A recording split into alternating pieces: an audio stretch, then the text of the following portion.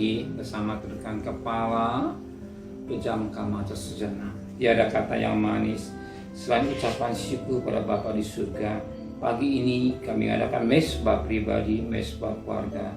Kami boleh naikkan pujian penyembahan kepada Bapa di surga, dan Roh Kudus tetap mengurapi hamba-Mu dalam menyampaikan renungan firman-Mu. Sekalipun firman-Mu singkat, tapi jadi berkat buat kami yang mendengarkannya.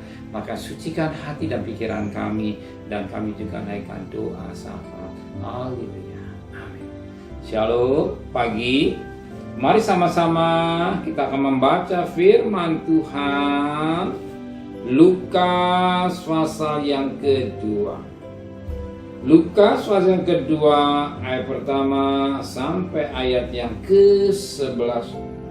Lukas pasal 2 ayat pertama sampai 11. Perkawinan di Kana. Pada hari ketiga ada perkawinan di Kana yang di Galilea, dan Ibu Yesus ada di situ. Yesus dan murid-muridnya diundang juga perkawinan itu. Ketika mereka kekurangan anggur, Ibu Yesus berkata kepadanya, mereka kehabisan anggur. Kata Yesus kepadanya, mau apakah engkau daripadaku, Ibu? Satu belum tiba. Tapi Ibu Yesus berkata kepada pelayan-pelayan, apa yang dikatakan kepadamu, buatlah itu. Di situ ada 6 tempayan yang disediakan untuk membasuhkan menurut adat orang Yahudi. Masing-masing isinya 2-3 buyung. Yesus berkata kepada pelayan-pelayan itu, isilah tempayan-tempayan itu penuh dengan air. Dan mereka pun mengisinya sampai penuh. Lalu kata Yesus kepada mereka, sekarang endoklah dan bawalah kepada pemimpin pesta.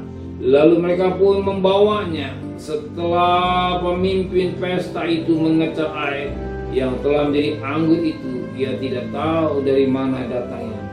Tapi pelayan-pelayan yang mengendok air itu mengetahuinya. Ia memanggil mempelai laki-laki dan berkata kepadanya, setiap orang menghidangkan anggur yang baik dahulu, dan sudah orang puas minum, barulah yang kurang baik. Akan tapi engkau menyimpan anggur yang baik sampai sekarang. Hal itu dibuat Yesus di Kana yang di Galilea sebagai yang pertama dari tanda-tandanya.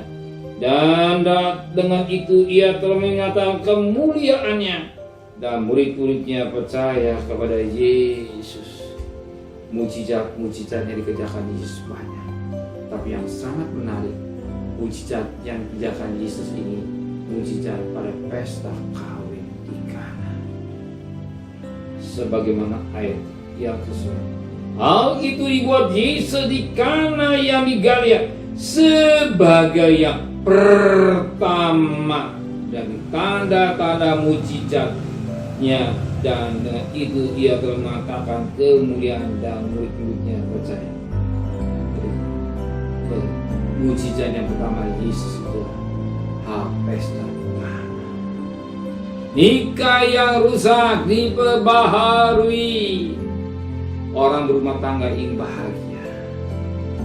Banyak hal yang terjadi waktu menikah, menikmati anggur yang manis, tapi bulan lepas bulan anggur jadi pahit. Kenapa? Pahit karena kehabisan anggur. Justru anggur itu harus ada. Anggur itu harus ada terus menerus. Anggur itu harus ada terus menerus. Apa? Sampai maut yang bisa memisahkan. Maka izinkan Yesus ada rumah tangga saudara. Izinkan Yesus ada rumah tangga saudara. Oh, Yesus ada rumah tangga saudara, semua akan jadi manis. Kalau izinkan iblis yang masuk rumah tangga jadi lebih pahit.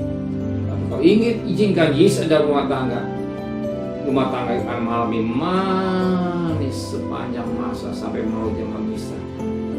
Maka rumah tangga yang bahagia kita membutuhkan air anggur yang dari surga, mengalir terus menerus dan berumah tangga kita bahagia, sekalipun dengan ekonomi yang pas-pasan. Tapi kalau ada Yesus, semua akan jadi manis. Sekalipun situasi ekonomi tidak menentu, tapi ada Yesus, semua akan jadi manis. Konsentrasi Yesus, undang Yesus. Dan kita lihat pesta ini, ternyata kehabisan anggur. Dan Yesus berbuat sesuatu. Air cuci kaki bisa menjadi air yang manis. Demikian kalau ada Yesus, dia bisa melakukan sesuatu yang ajaib dalam hidup saudara. Izinkan Tuhan ada di dalam saudara. Kemanisan kita mengalir karena Tuhan memberikannya. Tuhan menciptakan, Tuhan yang memberikan rumah tangga yang bahagia. Sebab pertama kali Tuhan menciptakan manusia dan Adam bahagia. Keluarga yang manis sampai bersedang karena dosa manusia seperti kejahatan. Ada Yesus maka manis. Rumah tangga saudara diberkati Tuhan. Rumah tangga saudara yang bahagia. Kau undang Yesus, jangan tinggalkan Yesus. Selalu ada Yesus dalam rumah tangga. Amin. Mari sama-sama kita tundukkan kepala, pejamkan mata.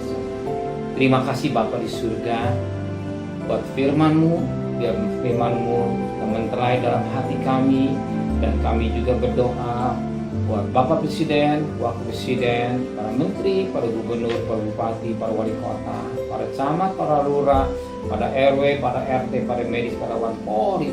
Berikan mereka hikmat yang dari surga, disebut takut pada Tuhan. Sedang kekasih, terimalah berkat nikmat dari Allah Bapa, cinta kasih sayang dari Tuhan Yesus Kristus, dan berkat Roh Kudus menyertai saudara mulai hari ini sampai Maranatha Tuhan Yesus datang. Yang cinta Dia katakan amin. Tuhan memberkatinya.